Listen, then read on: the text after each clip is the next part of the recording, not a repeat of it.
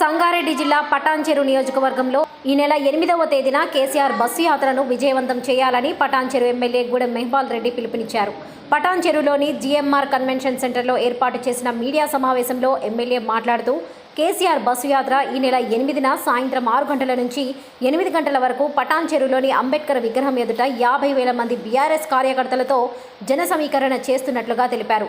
BRS Medak MP అభ్యర్థి Venkatramireddy, Zaheerabad MP అభ్యర్థి గాలి అనిల్ కుమార్లకు కార్మిక సంఘాలు మద్దతు తెలుపుతున్నట్లుగా తెలిపారు.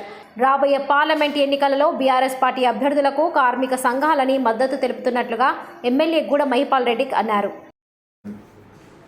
అందరికీ నమస్కారం.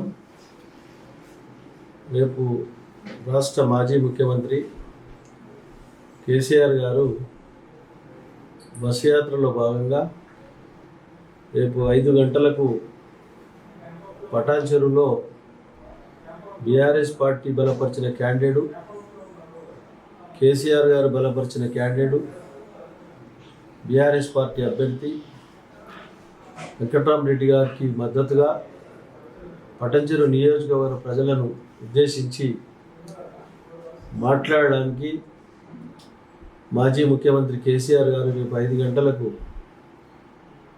మైత్రి సర్కిల్ కాడికి, అంబేద్కర్ సర్కిల్ కాడికి 5 గంటలకు బస్సు యాత్ర రాబోతూ ఉన్నది. అందులో భాగంగా పటాన్చెరు నియోజకవర్గం నుంచి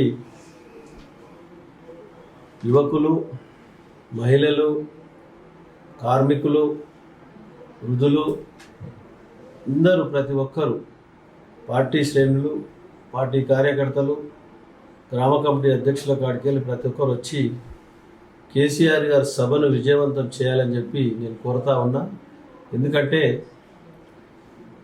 టీఆర్ఎస్ ప్రభుత్వము పటాన్చెరు నియోజకవర్గాన్ని ఈ 10 సంవత్సరాల కాలంలో 9,000 కోట్లతోటి అభివృద్ధి జరిగిన సంగతి ప్రజలకు తెలుసు. దాని పూర్తి స్థాయిలో వెంకట్రామిరెడ్డి గారు ఎంపీ అభ్యర్థిగా గెలిపించుకున్నట్టయితే మనకు కుడిభుజం లాగా పటాన్చెరు నియోజకవర్గాన్ని ఇంకా శరవేగంగా అభివృద్ధి చేయడంలో మనం ముందు వరుసలో ఉంటాం. కాబట్టి కేసీఆర్ సభను విజయవంతం చేయాలని చెప్పి నేను సర్పంచులను, ఎంపీటీసీలను, ఎంపీపీలను, జెడ్పీటీసీలను, అలాగే మున్సిపల్ చైర్మన్లను, కార్పొరేటర్లను, గ్రామ కమిటీ అధ్యక్షులను, కార్యకర్తలందరి శ్రేయభిలాషులందరినీ నేను కోరుతూ 5 గంటల సమయం నుంచి రాత్రి 9 గంటల వరకు రోడ్ షో కార్యక్రమం, బస్సు యాత్ర కార్యక్రమం ఉంటుంది. కాబట్టి మీరు అందరూ వచ్చి ఆ సభను విజయవంతం చేయాలని చెప్పి నేను శిరస్సు వంచి నమస్కరించుకుంటూ ధన్యవాదాలు తెలియజేస్తాను.